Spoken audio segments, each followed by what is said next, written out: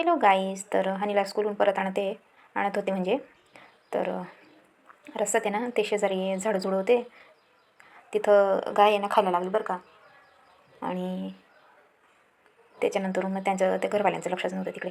आणि बघितलं तर बापरे, भांडेवाला आलं होतं बरं, कारण की मी नाही ना खूपच जास्त भांडे सांगून ठेवले. आज भांडे घेऊन घेऊयात. तर चांगलेच कढई आणि प्लेट भेटून गेली मला बरं का, स्वस्तात मस्त. म्हणजे पैसे गेलेच नाही. केसांचं पण म्हणजे केस निघायचे पण काहीतरी फायदा आहेत बरं का. तर बघा, एक प्लेट घेतली आणि कढई तर एवढी दणकट होती, तर जाडजूड आणि मस्त दणकट होती बरं का. तर बाहेर गेलं तर 1200 किंवा 1000ची तरी भेटेल ही मी, कारण की बघून आलेली आहे ती कढई.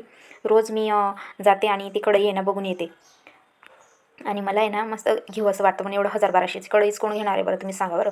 मग म्हटलं नाही, मी नाही घेत असं करून. तर आज माझी इच्छा पूर्ण झाली, की ते पण मेन केसामुळे बरं का. तर एका साईडला केस गळताय आणि एका साईडला भांडी येत आहे घरामध्ये. तर इन्कम पण सुरूच झाली, म्हणजे इन्कम म्हणजे भांड्यांचं इन्कम म्हणते मी बरं का. तर इकडं तोटा होतो आहे आणि तिकडं फायदा होतो आहे, असं झालं आहे माझं तर. आणि संध्याकाळची वेळ झाली होती आणि मग म्हटलं आता स्वयंपाकाला काय करावं. मग चला असं भजी बनवून देऊया थोडीशी. आणि खिचडी टाकलेली होती एका साईडला खिचडी आणि एका साईडला भजी. आणि कढी भजी पण करायची होती मला, तर दही होती माझ्याकडे. म्हटलं चला कढी भजी करून बघूया आज असं करून. तर मस्त असे बटाट्याची भजी पण बनवले, कारण की ह्याला आवडतात बटाट्याची भजी. मग पहिले तिलाच तिच्यासाठीच बनवून दिलेलं होतं मी. तर तिला खेळायला गेली होती आणि त्याच्यानंतर मग मागेल ती. तर छान अशी टेस्टी अशी भजी बनवत होते मी इथं.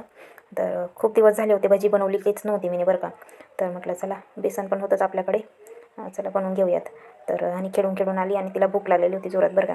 तर येऊन मागायला लागली, मम्मी जेवायला दे. म्हटलं घे बाई, रेडीच आहे जेव्हा. मग बघा, तिला दिलं आणि एका साईडला कढी भजी बनवली बघा. किती छान आणि मस्त गाढी आली होती बरं का.